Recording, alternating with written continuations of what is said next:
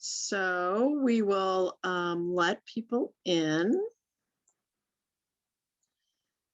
and I'll put my screen up.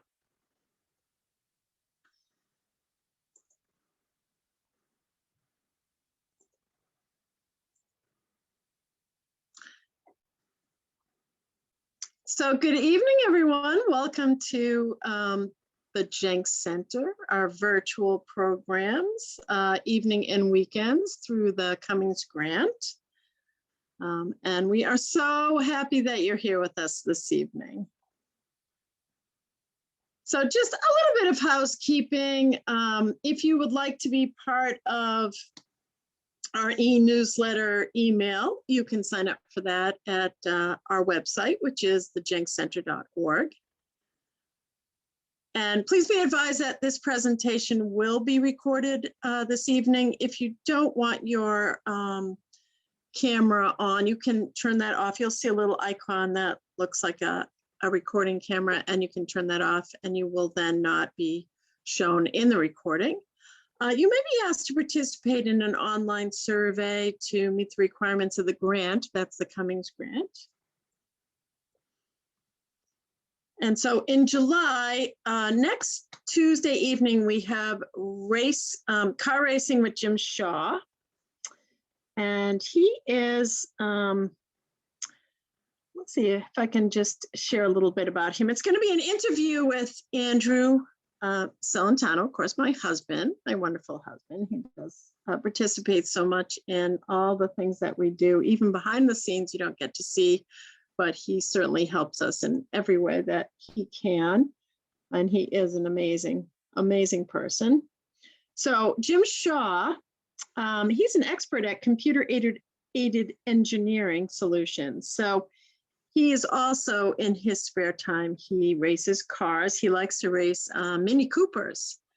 And he's going to share the tracks that he's raced on, how he's worked on the cars themselves. Also, let's see, the ins and outs of how to be successful at the racetrack. So we're very excited to have Jim Shaw on July 27th, and that's at 7 o'clock. And then in August, we're going to have How to Become a Race Car Driver with Alain Trecamontague, I think.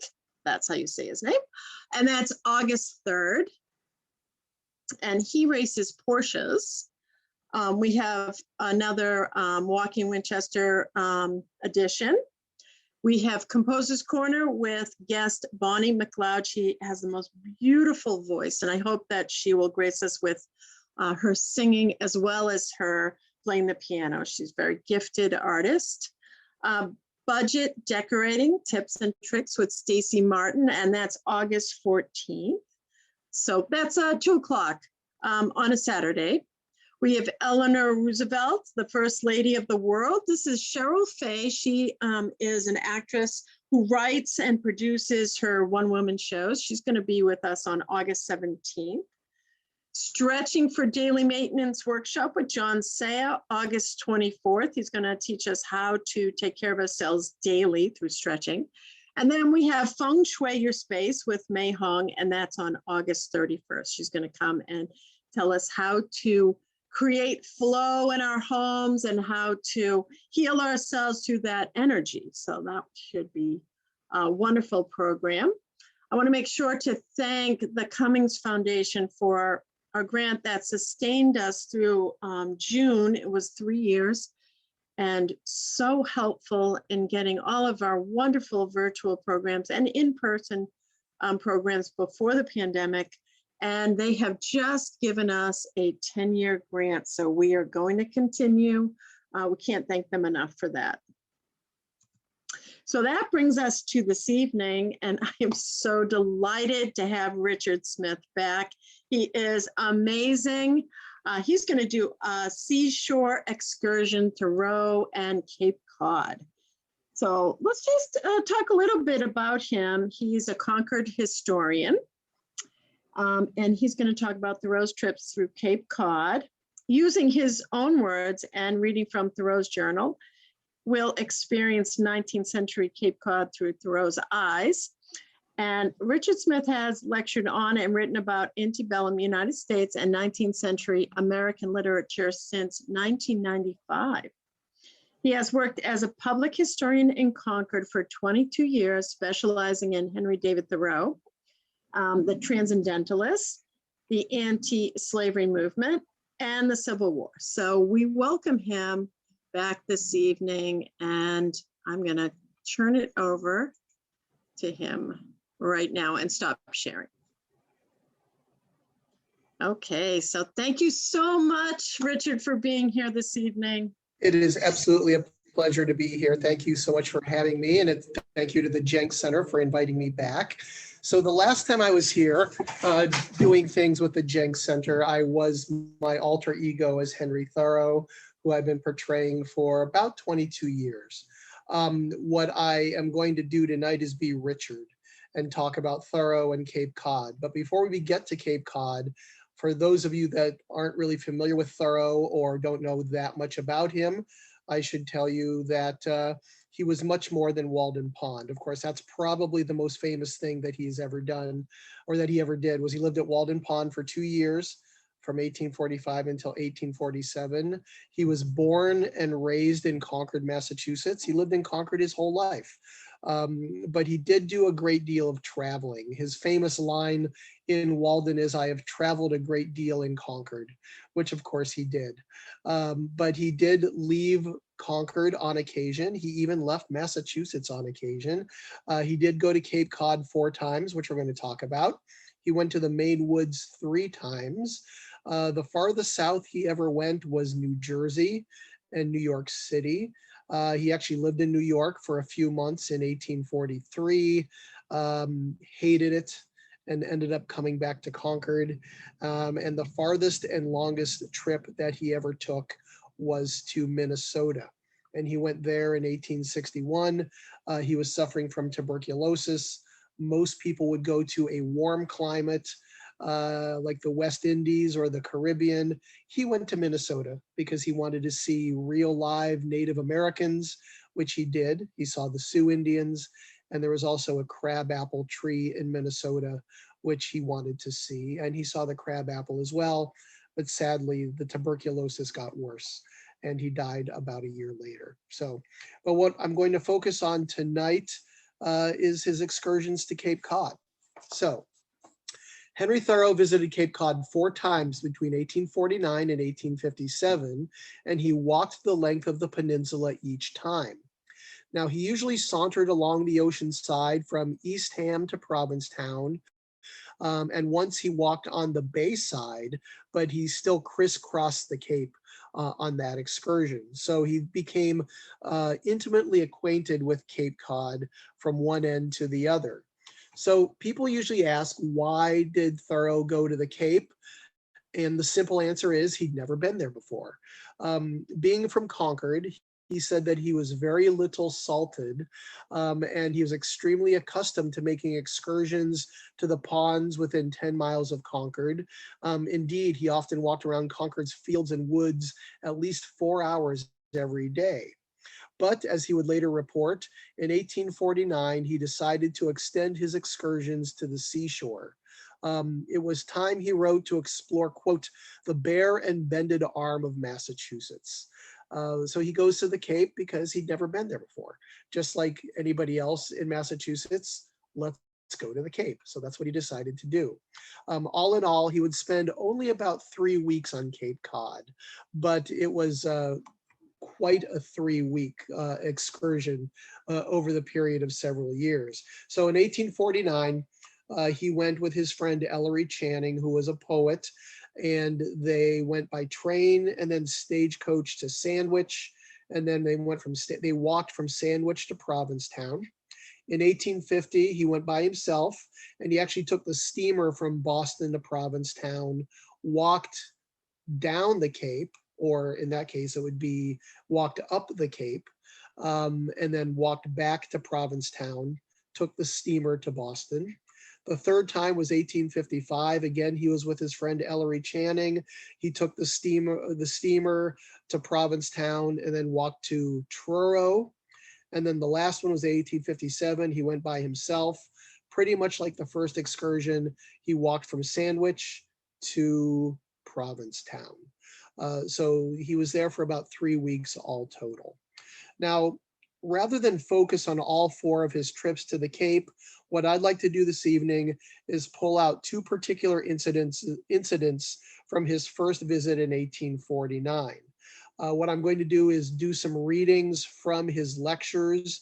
And when he lectured on Cape Cod in 1849 and 1850, he basically just talked about his first excursion in 1849. So that's what I'm going to do. I'm going to use some of his writings from the 4 lectures that he gave in 1849 and 1850. I'm going to use his words as much as possible.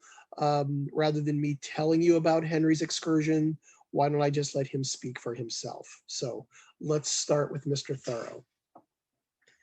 We left Concord, Massachusetts on Tuesday, October 9th, 1849. On reaching Boston, we found that the Provincetown steamer, which should have got in the day before, had not yet arrived on account of a violent storm. And as we noticed in the streets, a handbill saying, "Death, 145 lives lost at Cohasset," we decided to go to the Cape by way of Cohasset. We found many Irish in the cars going to identify bodies and to sympathize with the survivors, and also to attend the funeral which was to take place in the afternoon.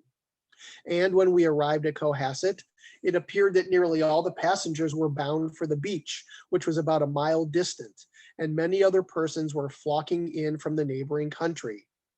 There were several hundred of them streaming off over Cohasset Common in that direction, some on foot and some in wagons. And among them were some sportsmen in their hunting jackets with their guns and game bags and dogs. As we passed the graveyard, we saw a large hole like a cellar freshly dug there. And just before reaching the shore by a pleasantly winding and rocky road, we met several hay riggings and farm wagons coming away toward the meeting house, each loaded with 3 large rough deal boxes. We need not ask what was in them. Unquote.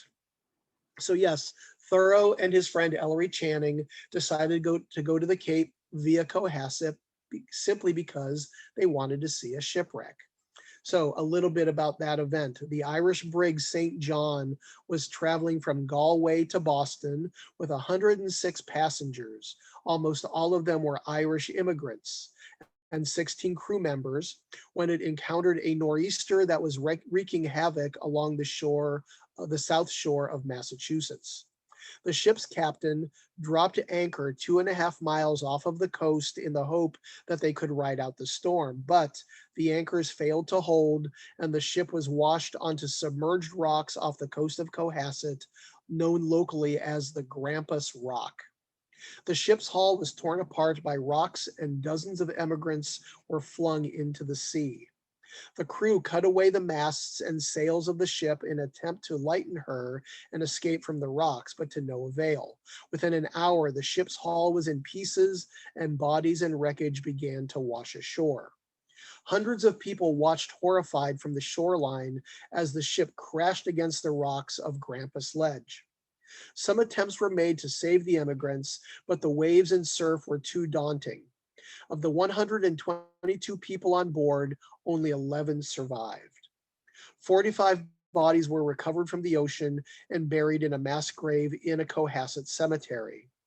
There was a young lady in Cohasset named Elizabeth Lothrop, and she would write, quote, "Such a set of half-drowned, half-naked, frightened creatures my eyes never beheld. This horrible shipwreck and the continual picking up of dead bodies on our beach has so excited my mind that I shall never get over it." It was 2 days later that Thoreau and Channing arrived in Cohasset to see the wreckage for themselves. Now, I should say beforehand that these next few paragraphs that I'm going to be reading are very graphic and very gruesome because Thoreau, being the observer that he was, is reporting what he saw on the aftermath of the shipwreck.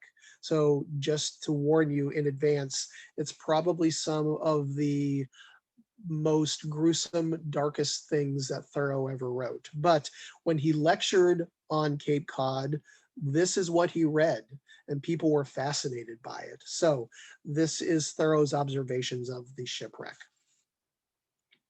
Several rods from the water and behind rocks 20 feet high lay a part of one side of the vessel still lunging together. It was perhaps 40 feet long by 14 wide.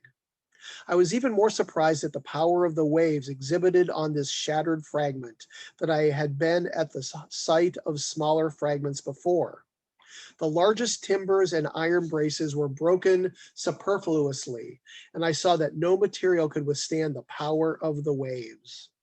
That iron must go to pieces in such a case, and an iron vessel would be cracked up like an eggshell on the rocks. Some of these timbers, however, were so rotten that I could almost thrust my umbrella through them. They told us that some were saved on this piece, and also showed where the sea had heaved it into this cove, which was now dry. When I saw where it had come in and in what condition, I wondered that any had been saved on it. And he would continue. It was now Tuesday morning, and the sea was still breaking violently on the rocks. There were 18 or 20 of the same large boxes that I have mentioned, lying on a green hillside a few rods from the water and surrounded by a crowd. The bodies which had been recovered, 27 or 28 in all, had been collected there. Some were rapidly nailing down the lids, others were carting the boxes away, and others were lifting the lids, which were yet loose and peeping under the cloths. For each body, with such rags as still adhered to it, was covered loosely with a white sheet. I witnessed no signs of grief, but there was a sober dispatch of business which was affecting. One man was seeking to identify a particular body, and one undertaker or carpenter was calling to another to know in what box a certain child was put. I saw many marble feet and matted heads as the cloths were raised, and one livid, swollen, and mangled body of a drowned girl, who probably had intended to go out to service in some American family, to which some rags still adhered, with a string half concealed by the flesh about its swollen neck. The coiled up wreck of a human hulk, gashed by the rocks or fishes, so that the bone and muscle were exposed but quite bloodless. Merely red and white, with wide open and staring eyes, yet lusterless dead lights, or like the cabin windows of a stranded vessel filled with sand. Sometimes there were 2 or more children, or a parent and a child in the same box, and on the lid would perhaps be written with red chalk, quote, Bridget such a one, and sister's child. The surrounding sward was covered with bits of sails and clothing. I have since heard from one who lives by this beach that a woman who had come before but had left her infant behind for her sister to bring came and looked into these boxes and saw in one, probably the same whose subscription I have quoted, her child in her sister's arms, as if the sister had meant to be found thus. And with 3 days after, the mother died. Not your typical Thoreauvian writing, that's for sure. It appeared to us that there was enough rubbish to make the wreck of a large vessel in this cove alone, and that it would take many days to cart it off. It was several feet deep, and here and there was a bonnet or a jacket on it. In the very midst of this crowd around the wreck, there were men with carts busily collecting the seaweed which the storm had cast up, and conveying it beyond the reach of the tide, although they were often obliged to separate fragments of clothing from it, and they might at any moment have found a human body under it. Drown who might, they did not forget that this weed was a valuable manure. The shipwreck had not produced a visible vibration in the fabric of society. And Thoreau actually goes on to talk about how even as pieces of wreckage and bodies were washing onto the shore, there were people arriving in carts who were basically going into the wreckage and the bodies and taking whatever they could. They were scavengers looking for pieces of the ship, and looking for clothing and stuff like that. And he writes very movingly about how angry he was and disgusted at how these people were just acting like it was another crop. And he also was led to believe that a lot of people along the South Shore of Massachusetts would do the same thing whenever there was a shipwreck. So here's this horrific event, yet for a lot of people, life went on. Thoreau would also comment on the bodies on the shore in a passage that many people have regarded as Thoreau being cold and unfeeling. Quote, "On the whole, it was not so impressive a sight as I might have expected. If I had found one body cast upon the beach in some lonely place, it would have affected me more. I sympathized rather with the winds and waves, as if to toss and mangle these poor human bodies was the order of the day. If this was the law of nature, why waste any time in awe or pity? If the last days were to come, we should not think so much about the separation of friends or the blighted prospects of individuals. I saw that corpses might be multiplied as on the field of battle, till they no longer affected us in any degree, as exceptions to the common lot of humanity. Take all the graveyards together, they are always the majority. It is the individual and private that demands our sympathy. A man can attend but one funeral in the course of his life, can behold but one corpse. Yet I saw that the inhabitants of the shore should be not a little affected by this event. They would watch there many days and nights for the sea to give up its dead, and their imaginations and sympathies would supply the place of mourners far away, who as yet knew not of the wreck. Many days after this, something white was seen floating on the water by one who was sauntering on the beach. It was approached in a boat and found to be the body of a woman which had risen in an upright position, whose white cap was blown back with the wind. I saw that the beauty of the shore itself was wrecked for many a lonely walker there, until he could perceive at last how its beauty was enhanced by wrecks like this, and it acquired thus a rarer and sublimer beauty still. Why care for these dead bodies? They really have no friends but the worms or fishes. Their owners were coming to the New World as Columbus and the Pilgrims did. They were within a mile of its shore, but before they could reach it, they emigrated to a newer world than ever Columbus dreamed of, yet one of whose existence we believe that there is far more universal and convincing evidence, though it has not yet been discovered by science, than Columbus had of this." So that seems like Henry's being pretty cold about the deaths of these people, and we can certainly talk about that in a little bit if you have any questions about that. We're going to change gears just a little bit. It wasn't all doom and gloom for his experiences on the Cape. Eventually, they left Cohasset. They made it down to Cape Cod, and they took a train to Sandwich, and from there they caught a stagecoach, which would take them through Barnstable, Yarmouth, Dennis, Brewster, to Orleans. Now, Thoreau, being the observer, was not really impressed with the locals he saw on the Cape. He thought that the women looked like, quote, dried specimens who were pinched up, and he said that the men seemed pickled. One of my favorite lines when he was in Sandwich, and if you've been to Sandwich, or if you're from Sandwich, I apologize. But he said that he wasn't very impressed with Sandwich. In fact, it looked like a sandwich that had fallen on the floor, butter side down. So from Orleans, they decided to walk the rest of the way to Provincetown. And when they got to Wellfleet, they decided that they needed to find a place to stay for the night. There were no inns or anything. So they just thought they would knock on doors and see if people would put them up. So they ended up knocking on the door of a private citizen, the home of an elderly man named John Newcomb. And he would forever be immortalized by Thoreau as the Wellfleet oysterman, which is a chapter in his book. So here's Mr. Thoreau's words again. Generally, the old-fashioned and unpainted houses on the Cape looked more comfortable as well as picturesque than the modern and more pretending ones, which were less in harmony with the scenery and less firmly planted. We did not hesitate to knock at the door when a grisly-looking man appeared, whom we took to be 60 or 70 years old. He asked us at first suspiciously where we were from and what our business was, to which we returned plain answers. "How far is Concord from Boston?" he inquired. 20 miles by railroad." 20 miles by railroad, he repeated. "Didn't you ever hear of Concord, of Revolutionary War fame?" "Didn't I ever hear of Concord? Why, I heard the guns fire at the Battle of Bunker Hill. I am almost 90. I am 88 years old. I was 14 years old at the time of the Concord fight. And where were you then?" We were obliged to confess that we were not in the fight. "Well, walk in then, and we'll leave it to the women," he said.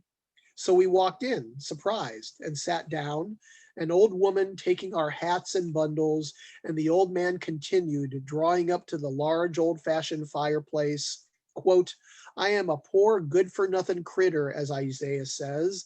I am all broken down this year. I am under petticoat government here."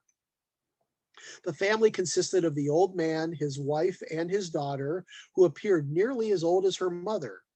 Her son, who was a fool, a brutish-looking middle-aged man with a prominent lower face, who was standing by the hearth when we entered, but immediately went out, and a little boy of 10. While my companion talked with the women, I talked with the old man. They said that he was old and foolish, but he was evidently too knowing for them. "These women," he said to me, "are both of them poor good-for-nothing critters. This one is my wife. I married her 64 years ago. She is 84 years old and deaf as an adder, and the other is not much better." He thought well of the Bible, or at least he spoke well and did not think ill of it, for that would not have been prudent for a man of his age. He said that he had read it attentively for many years, and he had much of it at his tongue's end.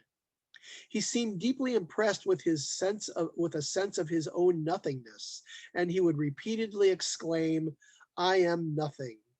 What I gather from my Bible is just this, that man is a poor good-for-nothing critter, and everything is just as God sees fit and disposes of." "May I ask your name?" I asked. "Yes," he answered. "I am not ashamed to tell you my name. My name is John Newcomb. My great-grandfather came over from England and settled here." He was an old Wellfleet oysterman who had acquired a competency in that business and had sons still engaged in it. And so then he spent the next hour or so talking to the old man about oysters and the oyster business, because of course it's Henry Thoreau and he wants to know everything about the oyster business. And so after that, here's where we pick up the story. Again, Mr. Thoreau speaking. "Our host told us that the sea clam or sea hen was not easily obtained. It was raked up, but never on the Atlantic side, only cast ashore there in small quantities in storms. The fisherman sometimes wades in water several feet deep and thrusts a pointed stick into the sand before him. When this enters between the valves of the clam, he closes them on it and he draws it out. It has been known to catch and hold coot and teal, which were preying on it. The old man said that the great clams were good to eat, but that they always took out a certain part which was poisonous before they cooked them. People said it would kill a cat," he said. I did not tell him that I had eaten a large one entire that afternoon, but I began to think that I was tougher than a cat. So yeah, about an hour before they were at this man's house, Henry found one of these sea clams. He opened it up and he ate it. And so while he's talking to the old man, he starts to feel a little queasy and actually eventually gets really sick. He feels better after a while, but the funny part is that after he starts to feel better, both the old man and his wife basically give him a lot of grief, and they tease him for a while because he ate this clam and got sick. The old man says, "I've eaten them and I've never gotten sick." And the old lady says, "I've eaten them and I've never gotten sick." And so they're kind of giving Henry the business because he got sick from eating this clam. Henry continues. This was the merriest old man that we had ever seen and one of the best preserved. His style of conversation was coarse and plain enough to have suited Rabelais. There was a strange mingling of past and present in his conversation, for he had lived under King George and remembered when Napoleon was around. He said that one day, when the troubles between the colonies and the mother country first broke out, he, a boy of 15, was pitching hay out of a cart when an old Tory in his neighborhood, who was talking to his father, a good Whig, said to him, "Why, Uncle Bill, you might as well undertake to pitch that pond into the ocean with a pitchfork as for the colonies to undertake to gain their independence." He remembered well General Washington and how he rode his horse along the streets of Boston, and the old man stood up to show us how he looked. He even pretended to bow like General Washington, showing Thoreau and chanting what Washington looked like when he was bowing. He told us many anecdotes of the Revolution and was much pleased when we told him that we had read the same in history and that his account agreed with the written. So now here comes one of my favorite parts. At length, the little boy, who had a seat quite in the chimney corner, took off his stockings and shoes and warmed his feet, and having had a sore leg freshly salved, went off to bed. Then the fool made bare his naughty-looking feet and legs and followed the boy to bed, and finally the old man exposed his calves also to our gaze. We had never had the good fortune to see an old man's legs before, and were surprised to find them fair and plump as an infant's. And we thought that he took great pride in exhibiting them. He then proceeded to make preparations for retiring, discoursing meanwhile with plainness of speech on the ills to which old humanity is subject. We were a rare haul for him. So basically, they couldn't get the old guy to shut up. He would commonly get none but ministers to talk to him, though sometimes 10 of them at once, and he was glad to meet some of the laity at leisure. The evening was not long enough for him. So finally, eventually, it was time to go to bed. They got him to be quiet, and it was time for the family and Thoreau and Channing to turn in. The two of them shared a bed in a spare room upstairs, and as the oysterman's wife came in to say goodnight to them, they heard her lock the door behind her as she left. Old women are by nature more superstitious than old men, Thoreau would later write. So I'll let Thoreau finish up their visit with the Wellfleet oysterman. It's one of the funniest scenes, I think, that he ever wrote. Quote, "Before sunrise the next morning, they let us out again, and I ran over to the beach to see the sun come out of the ocean. Must have been very exciting for a Concord boy to see the sun coming up over the ocean. The old woman of 84 winters was already out in the cold morning wind, bareheaded, tripping about like a young girl, and driving up the cow to milk. She got the breakfast with dispatch and without noise or bustle. And meanwhile, the old man resumed his stories, standing before us, who were sitting, with his back to the chimney, and ejecting his tobacco juice right and left into the fire behind him, without regard to the various dishes which were there preparing. At breakfast, we had eels, buttermilk cake, cold bread, green beans, donuts, and tea. The old man talked a steady stream, and when his wife told him he had better eat his breakfast, he said, 'Don't hurry me, I have lived too long to be hurried.' I ate of the applesauce and the donuts, which I thought had sustained the least detriment from the old man's shots.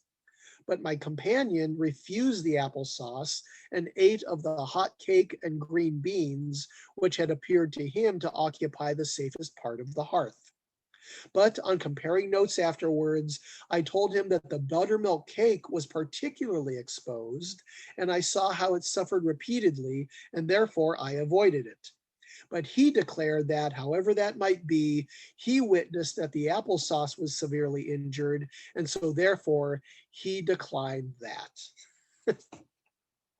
After breakfast, we looked at his clock, which was out of order, and oiled it with some hen's grease for want of sweet oil, and he could scarcely believe that we were not tinkers or peddlers. Meanwhile, he told a story about visions which had reference to a crack in the clock case made by a frost one night. He was curious to know to what religious sect we belonged. He said that he had been to hear 13 kinds of preaching in 1 month when he was young, but he did not join any of them. He stuck to his Bible.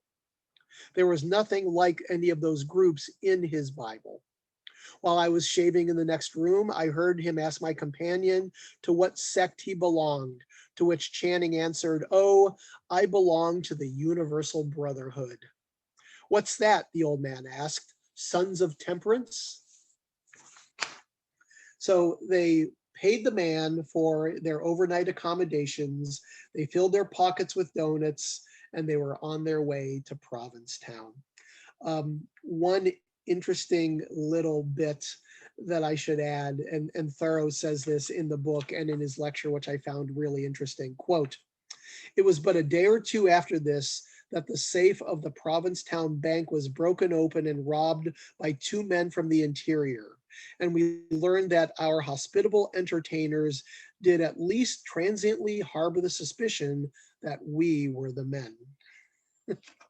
So they eventually made it to Provincetown.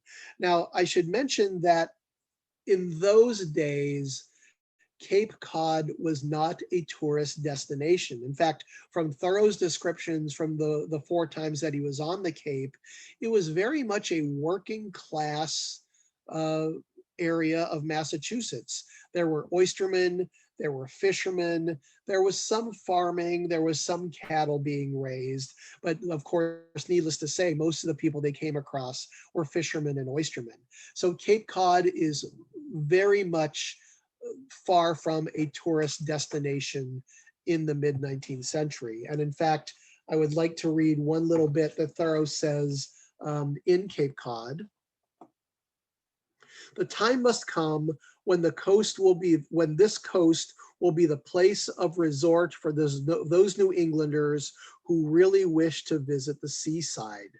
At present, it is wholly unknown to the fashionable world, and probably it will never be agreeable to them." But what does he like about Cape Cod? He says, quote, "A man may stand there and put all America behind him." So those are some of Mr. Thoreau's observations on Cape Cod. As I said, he gave the lecture 4 times called An Excursion to Cape Cod. I'm sorry, he gave it 6 times. He did it twice in Concord, once in Danvers, once in Newburyport, once in Clinton, Massachusetts, and once in Portland, Maine. And basically what he did, he wrote up in his journal the excursion, what he saw, the shipwreck, the Wellfleet oystermen, and he put it into a lecture form, and he gave the lecture 6 times. Now, after that, that was 1849, 1850. After that, in 1852, he put it into a publishable form, and he sent the lecture off to Putnam's Monthly Magazine. That was 1852. It would not be published until 1855. There was lots of miscommunication between the editors and Thoreau. It just went on and on and on.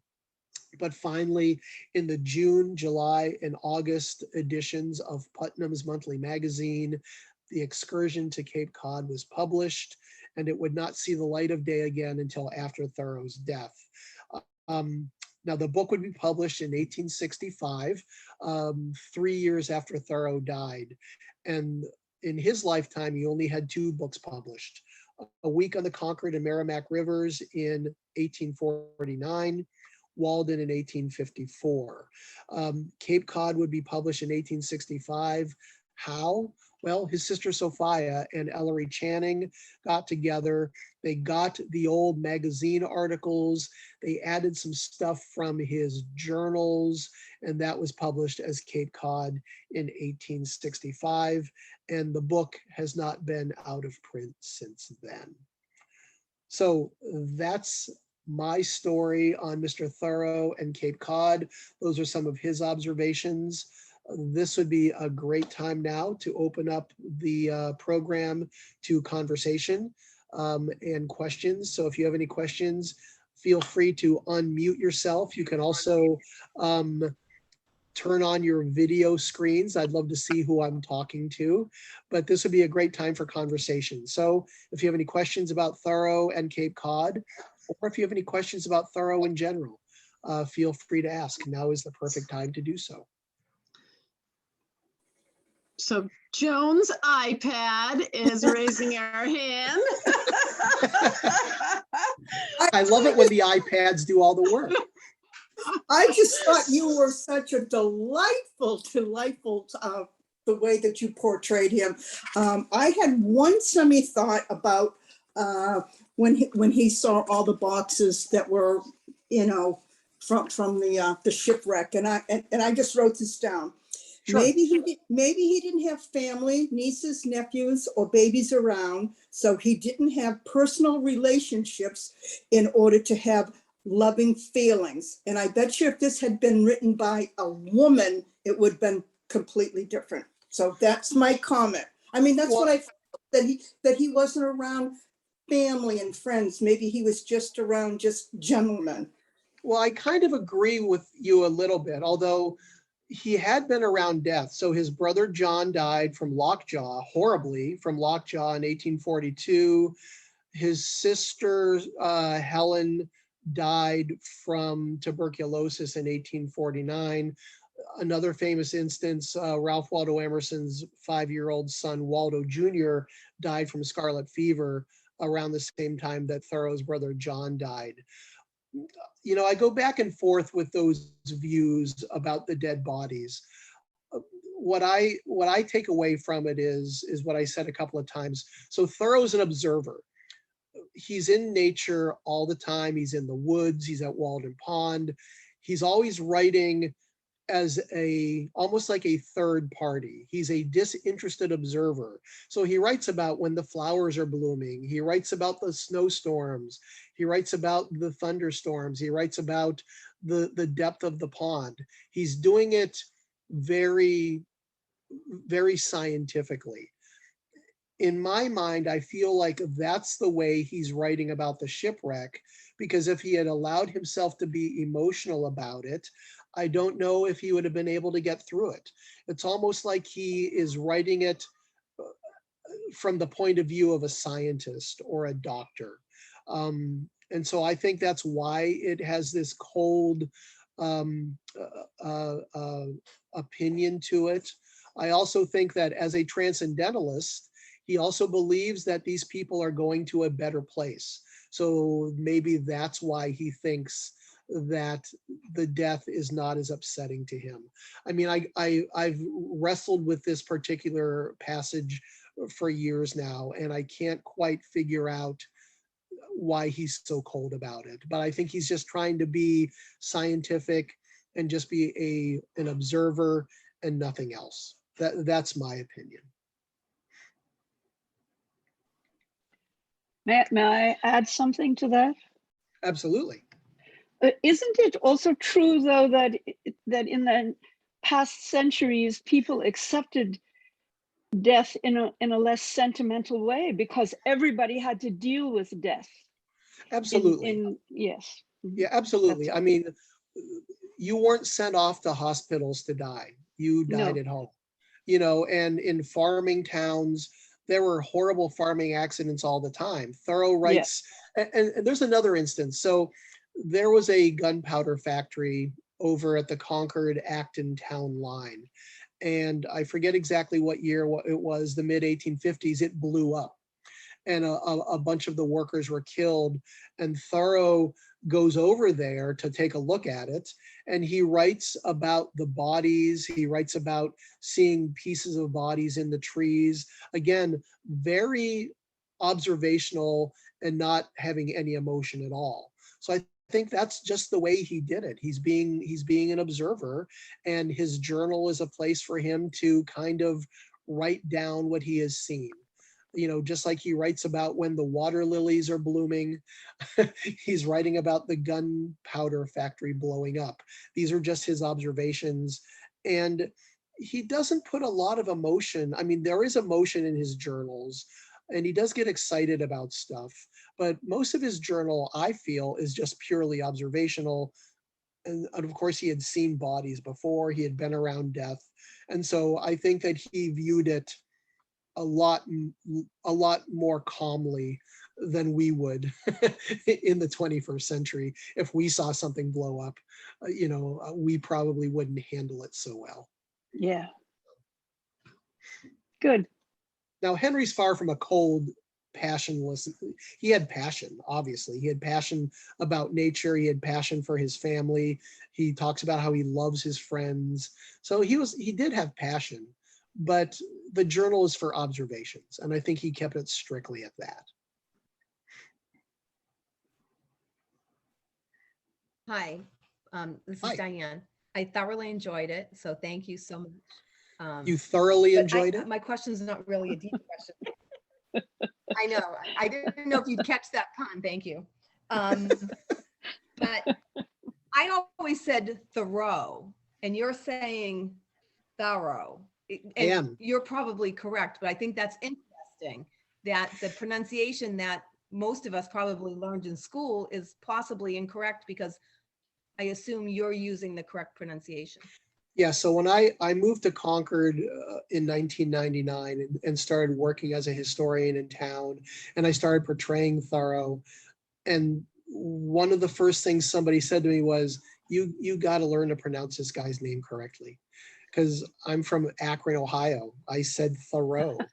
And, I also had to learn how to say things like Concord and Gloucester.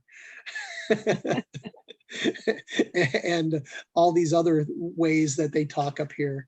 But yeah, so we know that it was Thoreau. So when Nathaniel Hawthorne first met Thoreau in 1842, he wrote in his journal, dined with Mr. Thoreau, and he spelled it Thorow. So he was spelling it phonetically. We also know that Henry's dad, who was a pencil maker, won an award, and the award was made out to John Thorough. So that was being spelled phonetically as well. So his grandfather was a French Huguenot from the Isle of Jersey. His name was Jean Thoreau or Jean Thoreau. He came to Boston in 1773. You do not want to be a Frenchman living in an English city like Boston in 1773. You just don't. So we think that that's when Jean Thoreau anglicized his name to John Thoreau. And that was Henry's dad's name, John Thoreau. That was his brother's name. So it was probably anglicized sometime in the 18th century. But even Henry made a comment at one time in his journal. He says that he thinks that he's a descendant of Thor, the thunder god. So, which that's probably doubtful, but those are just some. Oh, and Bronson Alcott says he is well named because he is so thorough. So that's how we know. Oh, that's cute. That's fascinating in and of itself. And I'm sure if we correct people, we'll get a funny look, but now that we know. Yeah. I'm at the point now where if I hear somebody say Thoreau, it really grates on me. But it depends on my mood. It depends on the person. I do apologize then.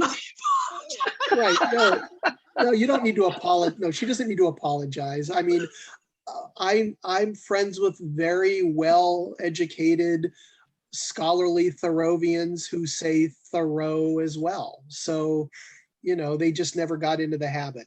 But since I portray the guy, I don't want to have people yelling at me. So that's why I. But at least you can defend it with all of that amazing information Absolutely. that you gave us. Right, and you notice how I kind of rattled it off. I'm used to doing it that way now. I've got my answers ready just in case. I was going to ask the same question. Yeah, so all of you, all 23 of you who are watching, just say Thoreau over and over and over. Yeah. Mhm. And now go forth and spread the word Yeah, that you've been mispronouncing Henry's name wrong. we'll spread the word and they'll spread the word and Right. So yeah, sooner or later. But my mom is 86 and even she says Thoreau now. So, if my mom can do it, then anybody can.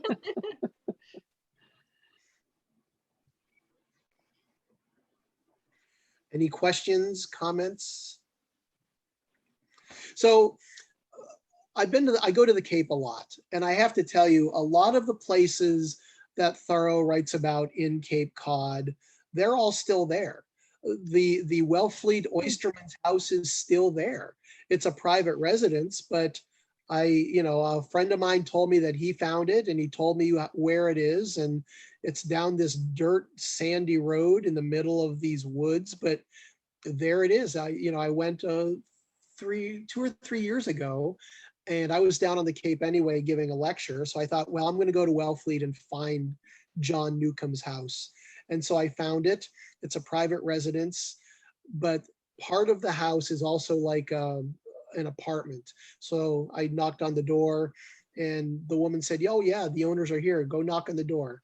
So I knocked on the door and I said, hi, is this the house where Henry Thoreau stayed? And the woman said, well, yes, it is.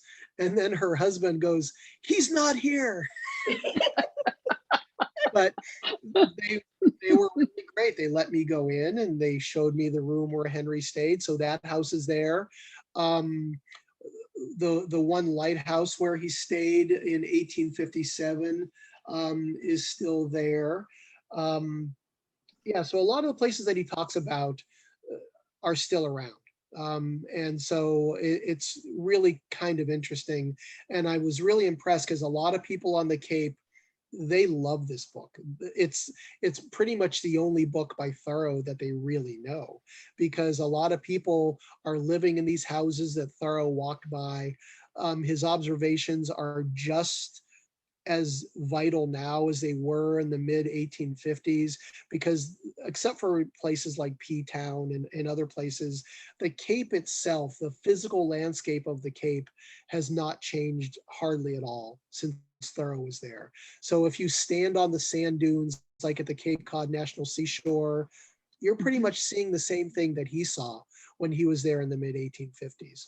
And so that's one of the places that I like going to, because there's a lot of places that Henry saw and you're looking at the exact same things. And I think that's one of the neat things about the book and going to Cape Cod.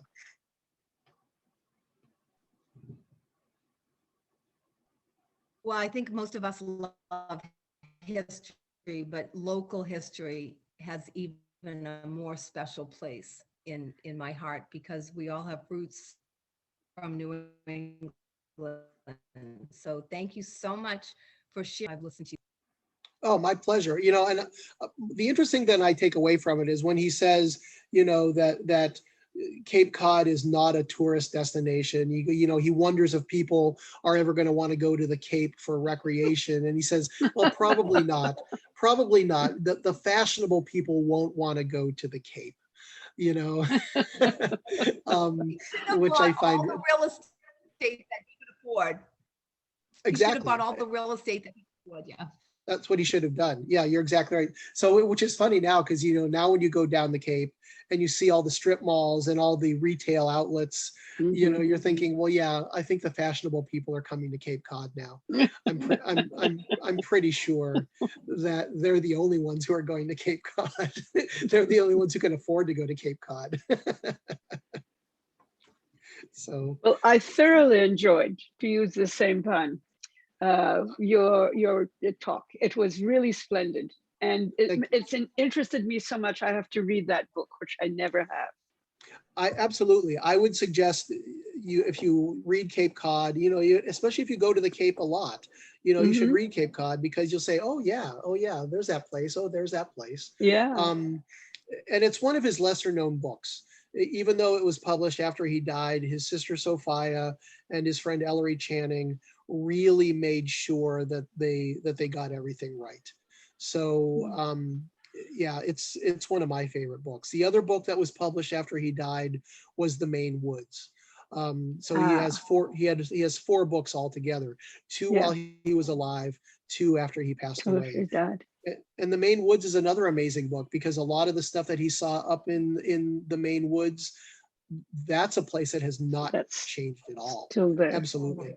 So yeah, so Yeah. both Cape Cod and the Maine Woods, if you've not read either of those books, I highly suggest both of them. Thank you. My pleasure. Are you aware that they're trying to build some highway through Maine and cut down a lot of those woods that you're referring to? Yeah, sadly. Even when Thoreau was up there, he does talk about the logging going on. Yeah. And so that was something that was all even Mhm. happening when he was up there, because by the 1850s, Massachusetts didn't really have a lot of trees anymore. So we had to start bringing in wood and lumber from Maine and Vermont and New Hampshire. So when Thoreau was up in Maine, he talks about the logging, and he's in the middle of this logging camp, which this has nothing to do with Cape Cod. So he's up in this logging camp way, way up in the North Woods. And he goes into this logging camp and he goes into this little general store. And what's laying on the table was but a Concord, Massachusetts newspaper. And it took him completely by surprise. You know, here I am in the North Woods and here's a Concord newspaper. So, but again, Maine, there's still enough up there that looks like it did when Thoreau was there. And I never really liked the Maine Woods book that much until I went up there and I was in the Maine Woods. And then I really started to appreciate that book. The same as when I was on the Cape. Now, whenever I go to the Cape, I take my copy of Cape Cod with me so I can kind of go through and say, oh, let's go see this, let's go see that. I try to see all the places that Henry saw. Well, best wishes to you. Yeah, ladies and very gentlemen, much. thank you so much. I Thank you. appreciate all of you joining me. Thank you to the Jenks Center for inviting me back. I had a great time. Thank you so much, Hillary. Thank you for everything. And Thank you so much. thanks for inviting me. Thank So you, thank you, everyone. everybody. Yep. Excellent. Have a great evening. Thank you. Good night, everyone. Night. Good night.